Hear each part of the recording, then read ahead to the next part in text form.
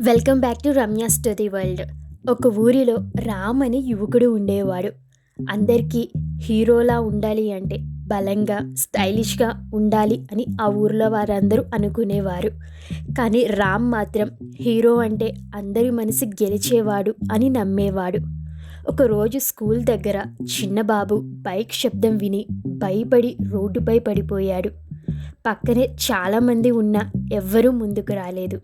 కానీ రామ్ ఒక్క క్షణం ఆలస్యం చేయకుండా పరిగెత్తి బాబుని ఎత్తుకొని సైడ్కి తీసుకువెళ్ళాడు.